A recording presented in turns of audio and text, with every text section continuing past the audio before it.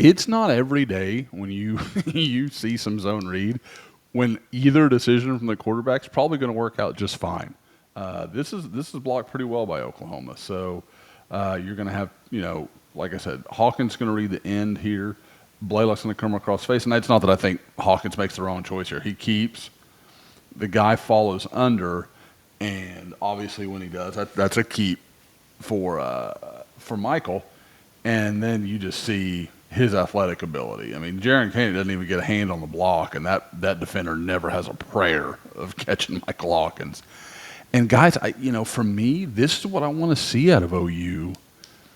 If Michael Hawkins is your quarterback in Dallas, a lot of 11-man run. Like again, it's not to say that you can't do some throw stuff and some vertical stuff, but I mean, to me, the best version of Oklahoma's offense with Michael Hawkins leading it is a maybe 60 run, 40 pass, like as far as percentages go. So that's the way I would look at that, and I think there is room for that. And I think it opens up things for Jaden Ott, opens up things for Torrey Blaylock. I mean, I think it just gives those guys, because as good a runner as John Mateer is, he's not Michael Hawkins. Michael Hawkins is legitimately dangerous in space. So I think that's a good way also to kind of, keep the clock, manage things, let Oklahoma's defense get some air, that kind of stuff. Like, I think there's a lot of ways that wins for OU. Let's look at this play. I hadn't even seen it as far as the blocking goes.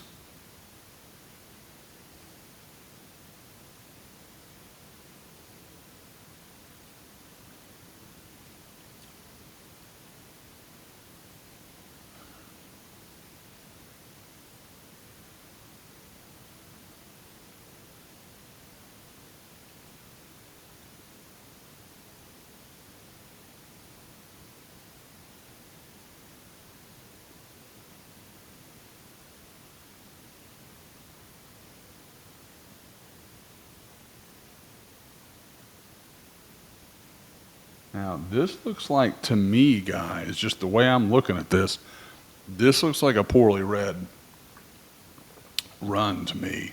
And again, I could be wrong. You guys know me. There's a reason we call it the Monday Morning Idiot. I'm just going off what I see. This looks like he should be reading Mikla's backside here. And look, move this up so I can use it. Look here. He's got this, which, other than Mikla, doesn't look too bad. Fasusi's doing an okay job. Ozaida's getting up a little late, getting off this and getting up to the second level, so that's going to slow him down. But if he just reads Mikla, and you've got Fabechi walling off, you got Simmons walled off, and look, so he comes, let's say he comes here. This guy breaks down. You've got Burks as Blaylock comes here and starts to break out, and then he's got some space. I mean, like, it's going to be him in this corner up here, one-on-one. Because again, I mean, he's going to the intended hole, but there's no question the way this is being blocked up here, this is a secondary lane. He has that choice and just doesn't take it. And when this guy gets to this side of Mikla, you've got to cut off his butt and come up here, would just be my understanding of it. And he just doesn't do it. So again, young back, you get it. Probably still getting used to the fact that there's space to run into right now. That's, I wonder if, I'd love to see DeMarco Murray if he's having, you can't. There's Blaylock. Okay. So let's see. All right, looks like they're going empty here. Didn't really plan to do this whole drive, but the field's so short.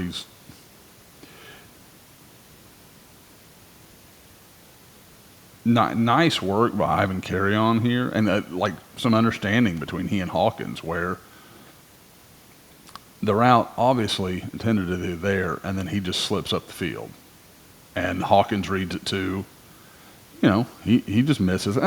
Some of the early stuff where people were getting kind of upset, like, he knows what's the deal here, and he knows what's next on the schedule, and he's trying to, I'm sure he's jacked 10, just sky high. Michael Hawkins, that is. And so he misses that throw. He just did. I'm not trying to be overly critical. There's some stuff. I thought the third quarter was shakier than anything else. I thought at times he was good in this. Let's see, what do we got here?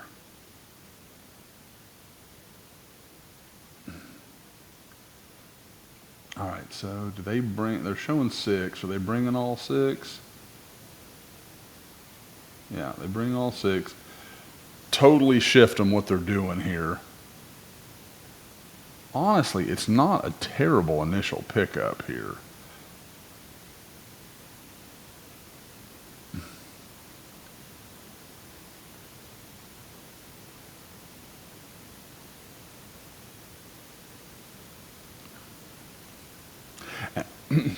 I know some people would say, hey, I'd rather than throw to Blaylock, see Blaylock leaking out here or whatever. At that point, when you're kind of cornered and circled, I'd rather have 2 hands on the football and make sure we don't make the bad mistake. If you get sacked, you get sacked. But I'd rather that than a guy trying to do too much. Here we go. Here's a better angle of it.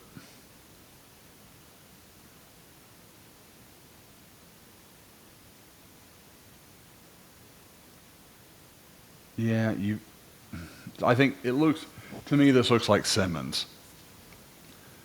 He's got inside. Even if he sees this guy going out wide of him, he's got to know Fabechi can't, that's too much. He's trying to have Fabechi go, golly, tackle from 2 years ago from Stanford, whose name I'm just going to blank, Walter Rouse. You can try and make him go Walter Rouse against Texas, block 2 guys at the same time. Because see here, yeah, and Simmons realizes it now. He's like, oh no, something went wrong because Blaylock does a nice job there. And that's a good job. Comes in, sticks his head in on this guy, makes the block right here, pop. Yep, good, that works. So again, honestly, Fabechi does a nice job here. Michael's going to do a good job on this guy on that twist. This guy's going to come around. Blaylock's going to meet him here. If Simmons just deals with 54 right here, this is well blocked. I mean, and Kent State does a lot, throws a lot, shows you a lot, and Oklahoma does a nice job responding to it. They really do. Except for one. Again, that's what I keep talking about. It's one guy from time to time where they're just.